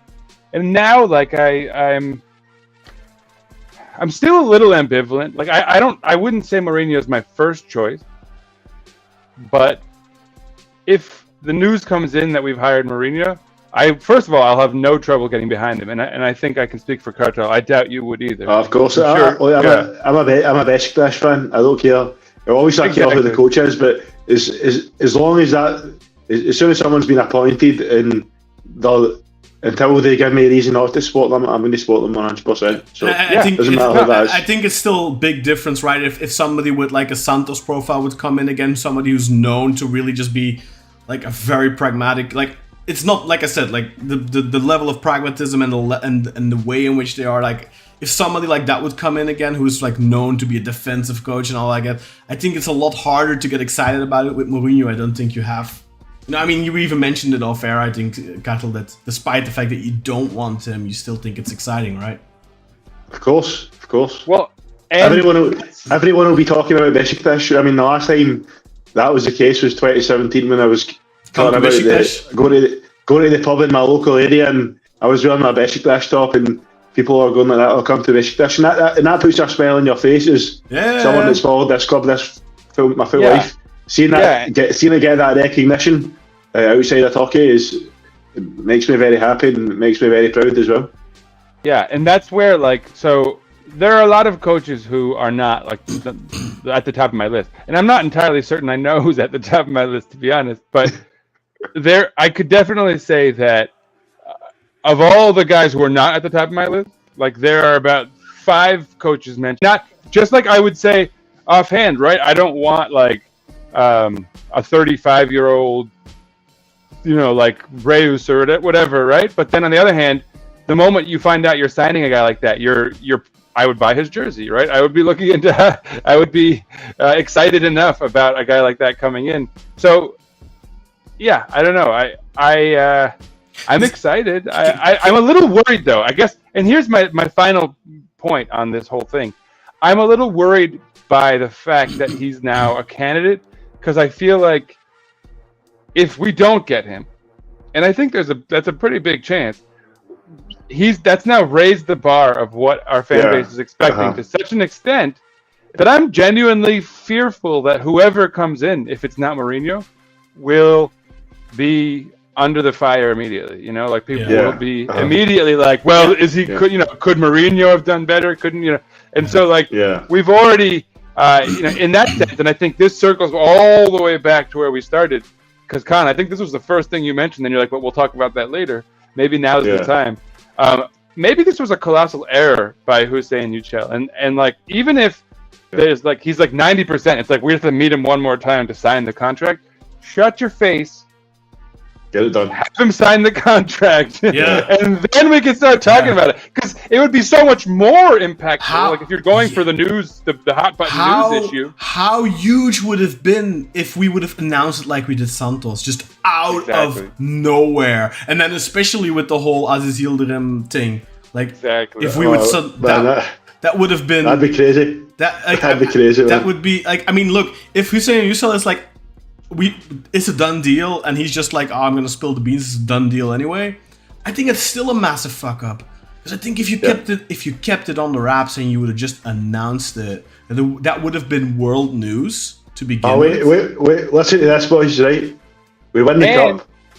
Right? We win the cup, and then the players have all went up the ramp, and then all of a sudden Hassan Ali takes a microphone in the stadium and announces our new coach is Mourinho, and he walks out or they have him walk out. He comes out and celebrates. With it's like with nothing. Yeah, that'd be better. Just if he walked out with nothing, and then everyone's like, "What the fuck, man?" Exactly. And here's another point, and I think this is probably the best place to end this conversation on. None of us, like if Santos had been mentioned as one of the candidates, and we were having a conversation about whether we want Santos, I think we all would have come to the conclusion that there were better candidates for us. but because he just was presented, look, we hired this dude. Yeah. We were like, oh, we were all looking for positives, trying to make the most of it, right? And like, there's that. It speaks a lot to how you present these things. So I'll take Mourinho. Actually, I'll be happy to take Mourinho. Can you imagine? Can you imagine for a second, guys? Like Cathal, I know you've got a history of being a wrestling fan. I like it too. I know Sinan isn't too big into it, but imagine you win the cup, and then like you have the stadium announcer announce it, and then he walks out. Could you imagine the pop of those 37,000 Beşiktaş fans in the stadium? It'd be crazy. It would be the most insane thing ever. It'd be like see the Quaresma penalty roll against Napoli. It'd probably be like that at times too. I think it. Yeah. Here's a thought. Maybe you'd be almost better off doing that before the game starts to get the crowd going. To help motivate the team throughout the match. I don't think so. I think you keep it. What if you lose? Exactly. I think you keep it until after the game. If you win, you have him walk out. If you lose, you announce it. You announce it. And you immediately take away the sting of the loss. There you go. Yeah. Okay. That's clever. I like what you did there.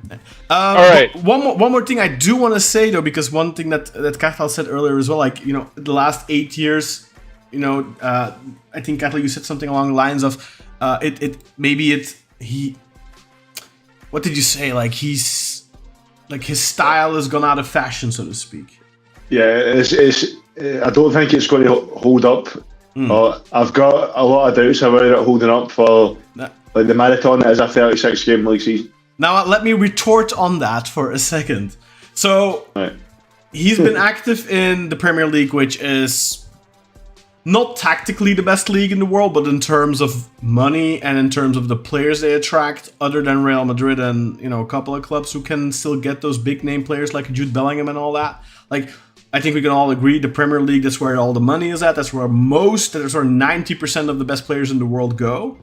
It's highly competitive in that regard. Then you have Italy on the other side of the spectrum, which is one of the tactically most advanced leagues in the world, together with La Liga.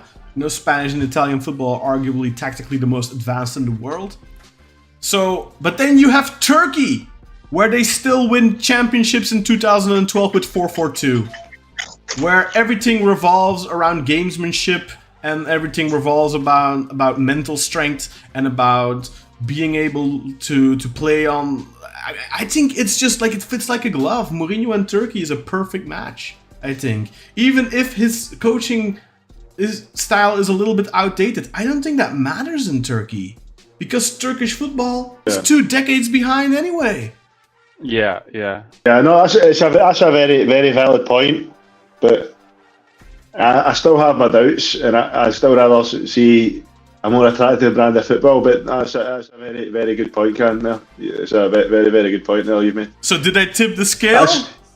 That's I mean, you boys don't know from our group chat. That's something I talk about all the time. How our league's tactically behind, and that's why you get Galatasaray doing bits in the Turkish league. Yeah, and then they get bent over back by Sparta Prague. Get dick slapped by Sparta Prague. Yeah. At least Fenerbahce, they went out to Olympiacos, but and they were better in those 2 legs, I think. But Olympiacos, at least they eliminated Aston Villa, and they're in the finals now. Yeah. But Sparta Prague, like, and they went out on they went out on penalties to Olympiacos, but Galatasaray got pantsed, got embarrassed. Yeah. So it's like, yeah. Anyway, Sinan, did I tip the scale a little bit? Yeah. Sorry, they all just came in. That's what I was running over there for. Yeah. I mean, I that's definitely a compelling point, and I think you have to. No, it's very good, man. Take my hat off if I had one on. and I mean, look at who's winning the Super League now, right? Either or, right? It could be Okan Buruk or Ismail Kartal. Neither one of them is a tactical genius. I mean, even saying genius is like an insult to the notion of a tactical genius.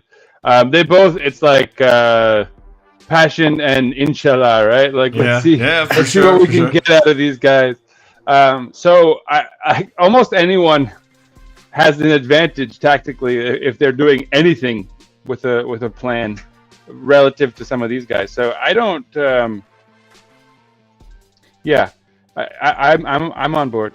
Right. You got me. I win. So I want to capitalize for a moment on this discussion. There's quite a few people active in the chat as well, guys. Hit the subscribe button if you're not subscribed. I noticed from our data, from our analytics, like only like 30% of you are subscribed. So if you're listening, if you're watching, please hit the subscribe button, hit the bell notification so you get notified of any upcoming videos. And also very importantly, please hit that thumbs up button. It helps a lot. And don't go into the chat right now. Go into the comments and let us know, do you want José Mourinho as a Beşiktaş coach?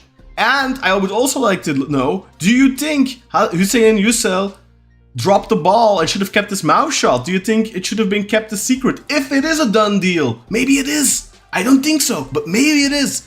Should he not have just whooped and let it be a massive surprise? So let us know. Drop a comment, please. A lot of you people are active during the live stream and in the chat, but you don't drop comments. Please drop comments. Love those comments. Keep them coming. Anyway, guys, let's move on to the next subject. We still do have a couple of things to talk about, including previewing the massive super duper Turkish Cup final. I was gonna say Super Cup, but I fixed it. It's more important than that. It's more important than that. The Turkish Cup final on Thursday. It is going to be important for many different reasons, but the most important reason is it's a trophy. But truly, the most important reason is European football, guaranteed European football next season. And if we do get José Mourinho, we want him to be able to win a European Cup, right?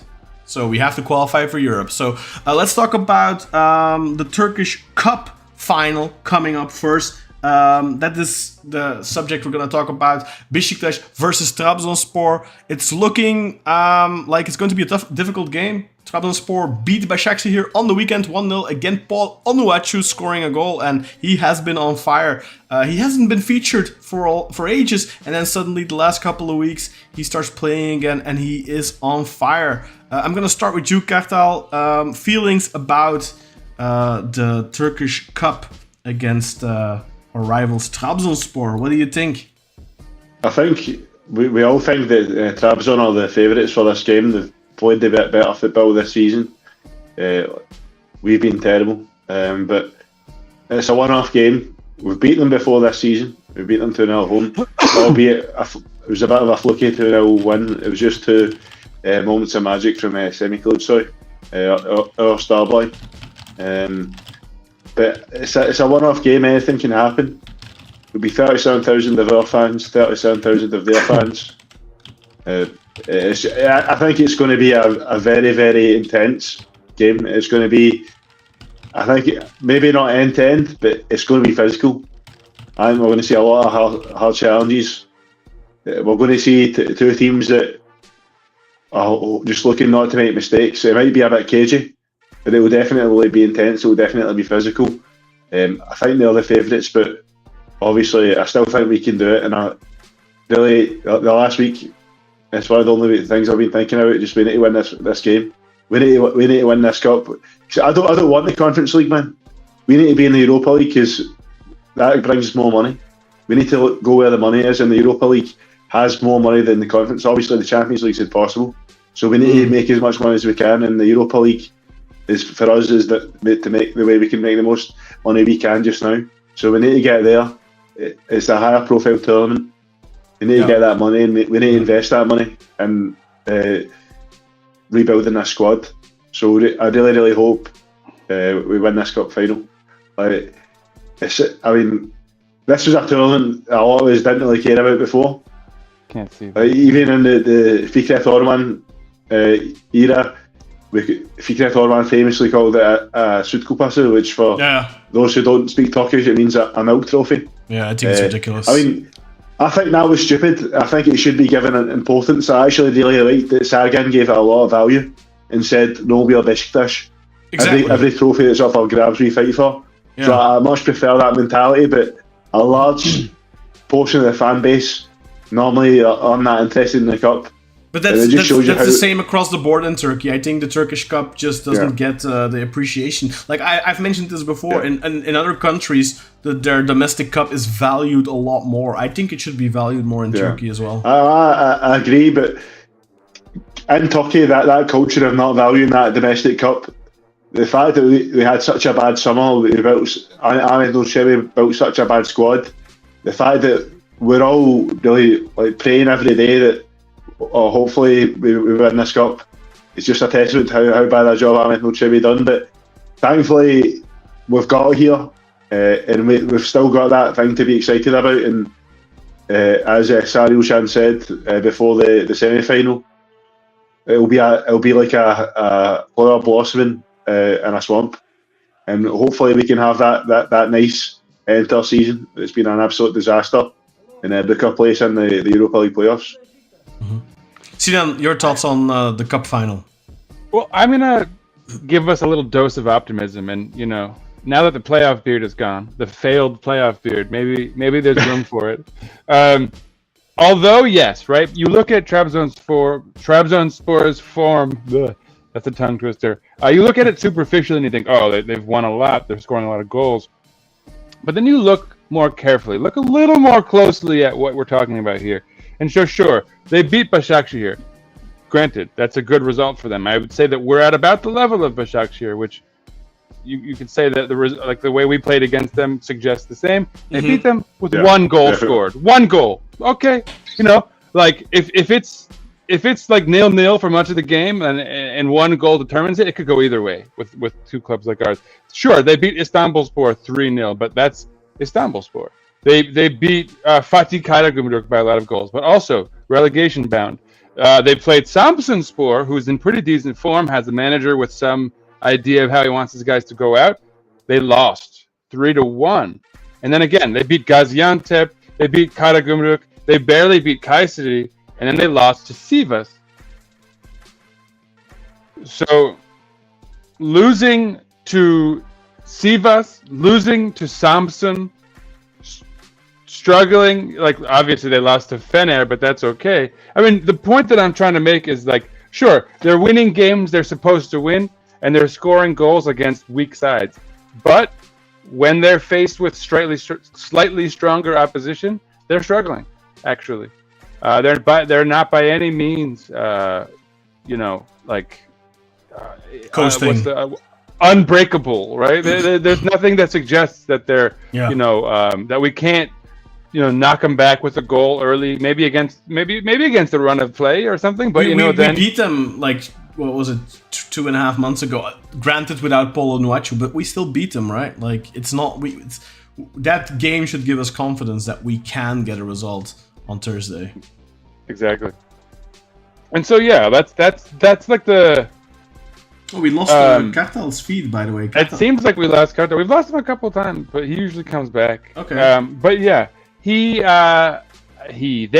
Trabzon, I think you could fear their form if you're just looking at the scores. But if you really look at the context of those scores and you look at where they haven't gotten results, there's actually some hope for us, I would say. Yes. And on the flip side, although we're still not playing, great football either, you could definitely make the argument that we're trending in the right direction. We're starting to hold more of the ball. We finally had a possession game like we did in this last one. We're starting to create chances, right? Like when Santos left, we were in this position where we were having like 2-3 chances in a game. Yeah. Not chances, shots, like in total. And so we're starting to impose ourselves increasingly, like incrementally, game in, game out. So we're going the right way. Hopefully, we've rested everyone. We're gonna have a full roster going into this match. We can play our best guys, right? We don't have to worry about any other considerations, right? Like this, we're going all in for this one. So, I'm not saying one should be like super hopeful or expect us to win, but I don't think one should be too negative going into it. Obviously, we'll see. We'll see how it goes. Yeah, I fully agree with you on that, Sinan. I don't think we should be too negative at all. I think I've seen some of our friends and they're like, oh, they're gonna whoop us, they're gonna trash us. I really don't think so. I mean, look, it can happen, right? Like stuff like that happens. Sometimes You get a beating in football. It's part of the game. But like even against Fenerbahce, people thought, oh, they're gonna trash us and all that. And it still was a tight game. You know, it ended 2-1. And okay, fair enough. I think they were better. But like, you know, the first half they deserved their 1-0. I think in the second half their second goal comes at a perfect moment for them because they weren't dominating anymore at that point. So I still think that, look, it's football, it's a big game. In Turkey they call this the derby. It's not really a derby, but you know, in Turkey it is. It's a massive game. The players, I think, know the importance of this game. I don't think that I think that they'll leave it all out on the pitch. I think they'll give 100%. I think they'll be highly motivated. So I give us 50-50 chance. I know a lot of our friends are saying more like 60-40. I think it's 50-50. It's a one-off game. It's such a huge occasion. There'll be 70,000+ people in the stadium. 37,000 Beşiktaş fans. And I think 36,000 or so Trabzonspor fans, so nearly 76 or so thousand people in the stadium is going to be a massive occasion. For some of those players out there, it'll be the most most fans they've ever played for in their lives. The only thing I think is, Rashid Ghazal is unavailable. He was just getting in form. He was just heating up. That's a big loss for us. But Al Musrati played a good game on the weekend against Hatay. Mucci has been in decent form. Semi is back. Rasichka is back. The big question is who's going to play up top, right? Like, is it going to be Cenk? Is it going to be Abubakar? I think either is not necessarily good. Whereas they have Paulo Nuachu. That's our biggest weakness, I think. We don't have a proper striker right now, whereas they do. But other than that, I think, we have a good chance. Our defensive line is a problem. But I think hopefully Artur Masuaku plays a good game, 100% focus. Hopefully Svensson has a good game, he usually always does. Mert has a good game. And then there's the central duo we have to kind of hold our breaths for. Who's he going to decide on playing? Sedat Toprak-Tip, is he going to go for Necip? Is he going to for Koli? Is he going to go for Wall? Is he going to go for Tayyip Talha? We'll have to wait and see. That central duo is the big question mark. I think you need to put somebody up against Onuachu that can handle him. And I think you either go with Wall or Koli in that regard. And then I fully expect Necip to start. But I give it 50-50. And I am very hopeful that we get the trophy. But if we don't, it'll be a big disappointment. But that's football. And then I just hope to God we don't completely mess up the end of the season and lose against Kasımpaşa on the final match day, because that would be an absolute disaster. Yeah, no. I second all of that. No disagreements for me. No, and I think it's a funny thing because I don't think any of us feels like the way we've played has merited us being in this final. So I like the way you phrase that is exactly right. Like, I don't think anyone's going to be super heartbroken if we lose the cup. On the other hand, I think we'll all be pretty thrilled if we win it, because it's like, wow, how did we get here? And what's great is that going into that last match day, it could go either Fener's way or Galatasaray's way.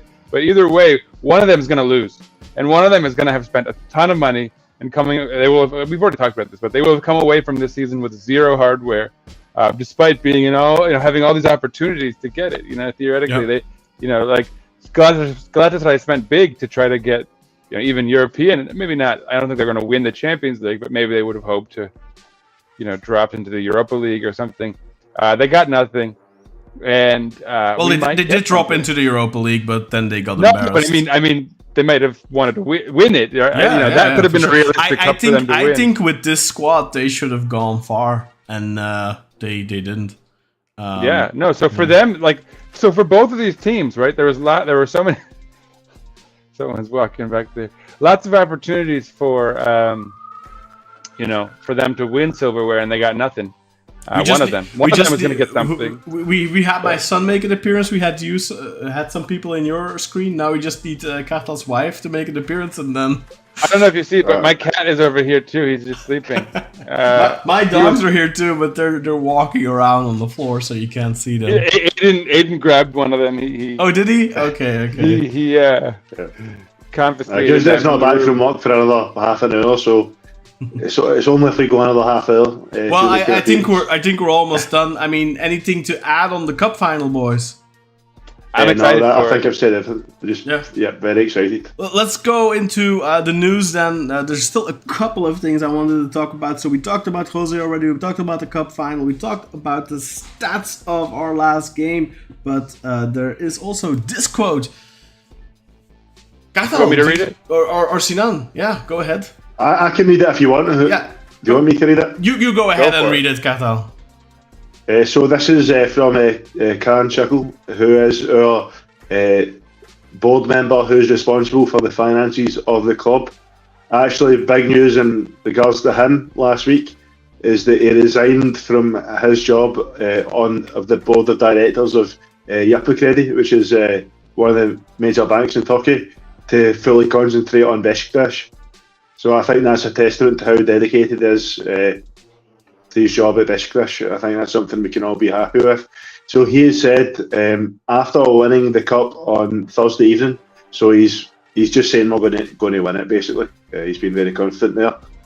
The Beşiktaş Gymnastic Club Board of Directors will meet under the leadership of our president on a suitable day to discuss our opinions on decisions that need to be made and we think will be best for Beşiktaş in a healthy manner as always.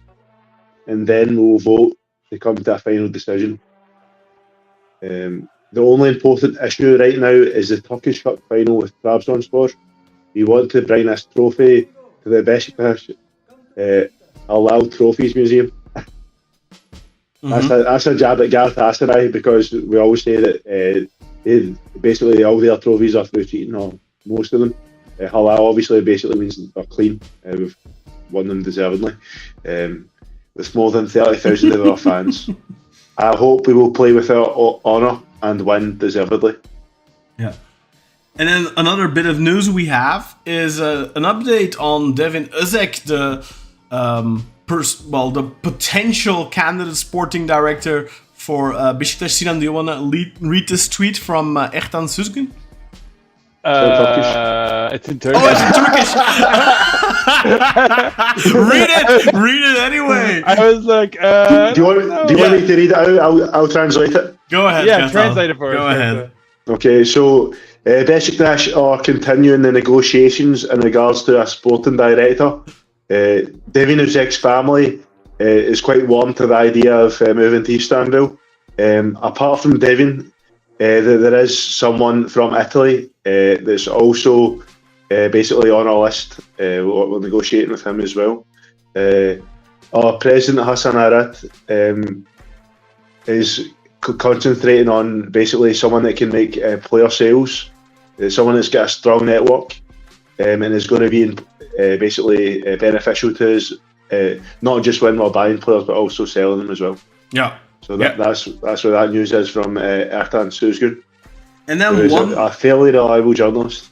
And then one last thing, there was an update on one of the players we have been linked with recently, Jan-Niklas Beste. He plays in the German Bundesliga, and Kathal, if you would do the honors to read the tweet from Mr. Serjan Dikme. Yep, so from Serjan Dikme, basically saying that there was a meeting in Istanbul today, or this was before it happened, but obviously it's happened now. So he said here there will be a meeting between Jan-Niklas Beste's agent and Beşiktaş's board today in Istanbul. And that happened because the agent did post a video on his Instagram story of him entering the stadium. So that meeting between his agent and the board, we know for a fact did happen. Yeah, because he did share that video. And to give you, if you don't know who this player is, by the way, Jan-Niklas Beste is a left winger. He's been called up to Germany twice, or at least been capped twice, I believe. He was not in the final squad for the European Cup. He was not called up for that. But he does have 8 goals and 13 assists in the league, in the Bundesliga this season, his first ever Bundesliga season. He is a very versatile player. He can play as a left back, as a left wing back, and as a left midfielder and left attacker, left forward, I guess. So he is very versatile on that left wing, and also has very good defensive stats on top of his very good offensive stats. Whether or not he is a good fit for Beşiktaş, I don't know. I have never watched him play, so I honestly cannot comment on that. Neither have I. But he's 25 The stats years look old. phenomenal. Yeah, his stats The look stats phenomenal, to be honest. Yeah. On paper, that'd be exactly what we are looking for, but the question in my head is, he's got a lot of history playing as a left back. Is he just like Janet Arkin, that he's got a great cross and nothing else? We don't know. From some of the footage I saw, I don't have the impression that he is somebody that needs a lot of space to put in the cross. He does seem like somebody who's able to operate in tight spaces. Although I didn't see too much. I didn't see too much about how really good on the ball he is. Like, I mean, I did see close ball control, but is he able to beat a man handily? Does he have the speed? Does he have that? I didn't quite. Wasn't able quite to tell from what we see. Only thing I could go off there, Can, is that they did talk about him on Veneto's stream, and they did mention that the amount of take-ons he has isn't that high. So. Mm-hmm. From someone that's not watched him, none of us have watched him. It seems to be that his dribbling and ability to beat a man isn't one of his main. They play they play a lot of counter-attacking football, is what I saw in the Bundesliga. Yeah. They have very low ball possession, so around 40%. But last season in the second Bundesliga, when they won. They actually became the champions of the second Bundesliga and they won promotion. Mm-hmm. Also, by the way, a very crazy ending to the season there, because they were 1-2 down in minute 90, and then Beste scored an equalizer, and then one of his teammates scored the winner, and that winner moved them on top and won them the title. So it was a crazy ending to the season for I forgot. I want to say Mannheim, but that's not correct. Heidenheim or something? Heidenheim or something like that. Yeah, I think I have family that live in Mannheim, and that's why that's in my head. But interesting profile. Whether or not he will come, whether or not he will fit. From what I read, it does come across like somebody who could fit a certain Portuguese manager's approach to the game, but that remains to be seen. I think that's pretty much all we have to talk about, guys. We covered all the big topics. So Jan-Niklas Beste was the last thing to talk about. Sinan, do you have anything to add about our German friend here? I don't. We've been saved by German players before, vis-a-vis Fabian Ernst and the like. Beck, right? We have a pretty good track record with German players. And we had this guy called Mario Gomez. I was going to say that we've had even better luck with people going forward. And we also had Roberto Gilberto, who also had good offensive stats back in the day, I remember. And, we have different takes on him, maybe. This guy could potentially be similar to an old player of ours. He also played on the left side of the field and was also German. So what was his name? Munch? Marcus Munch. Well, he was. Munch. Yeah, he was great. He was really good, but he was more. He was actually. Yeah, he was good. He went to Panathinaikos later, and I think he won the Greek league there. Yeah, for sure. Good player. Yeah, I remember just watching, obviously, because I was born in 1998. So when we beat Barca 3-0, I was only 2. So there's no way I could remember the game. But so that's why you're wearing a shirt from 1998, because I believe that's a shirt from 1998, 1999. Yeah. So that shirt came out. The summer I was born. That shirt came out. But that's a great kid. It is. Going back and watching the highlights from that Barcelona game. One of the things that sticks out in my mind the most, because obviously I've watched those highlights several times over the years. Marcus Munch absolutely torched Barcelona down that left side. It was their right side, but our left side. He absolutely destroyed them. So if we could get another German left-sided player, if he's as good as Munch, it should be very promising. The next Munch. Yeah. Fingers crossed. Well, Sinan, I don't think there's much more left to say. Well, first of all, I want to give a shout out. This is probably my last episode in a Knicks jersey for quite a while. shout out to my Knicks for a great Hey, season. even I put on a Beşiktaş jersey this time, and you're wearing a Knicks jersey. It's not even the right colors. Dude, I had last one, man. I had to rep. It was a great year, man. In what was a terrible season for Beşiktaş, it brought me many smiles. So I look forward to it. This is like the best offseason I'm going into as a Knicks fan. Like, we have so much to look forward to. But what's fun is that, like, I think the same can be said for Beşiktaş now, that we're looking to see who all our new players are going to be, who our new coach is going to be. So lots to look forward to. With that in mind, I think it's important for me to mention, let's go Beşiktaş! Oh, Peace come out, on, everybody. you can do better than that. That wasn't convincing. Sorry. I mean, no, we have a huge match, so I do need to bring I need to bring the heat. Let's go Beşiktaş! Let's go on Thursday. Let's bring that cup home. I think it will be cup number 10, the Turkish cup number 10, if I'm not mistaken. So let's bring that number 10 home. Let's bring European qualification home. And let's have a very sexy Portuguese man walk out on the pitch after the full-time whistle. Make it happen, Hassan Arat. Make it happen. No, make and it happen. Winning the cup, getting you into the Europa League will guarantee. I mean, it'll make it a lot more easy for us to find someone that we want in that job. So let's definitely win this freaking cup, man. Yeah, and hit that subscribe button. Hit the bell notification. Yeah, you can subscribe. Like. Come and comment. Let us know what you think about all of this. Let us know if you want José Mourinho. Let us know whether you think Hüseyin Yücel drop the ball. Let us know if you prefer Sinan with or without the beard. The Jan-Niklas Beste beard. He also has a very. He also has a. I think he also supports the Knicks. He also has a playoff beard. Maybe it's his playoff beard that ruined our season. No, I'm kidding. Maybe that's actually a Turkish cup beard, and he'll shave it off after we win. Yeah. Let's hope. Let's hope he does that. All right, guys. Peace out. See you next week. Hopefully in high spirits after a cup final victory. And hopefully we have something exciting to report on the coaching front. But until then, ciao bella. All right. Well done, everyone. That was very good, guys. That was a lot of fun. Especially the chance to wait. That was good fun.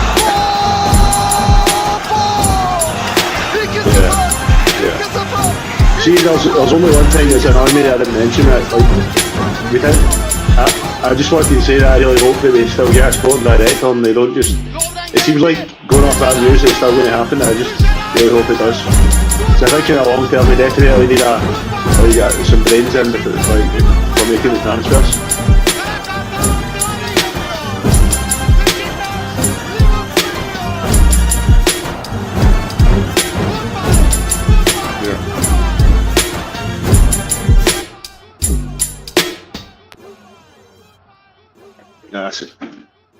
I suppose Mourinho's got it. Mourinho does have an ego, but you think he's smart enough to say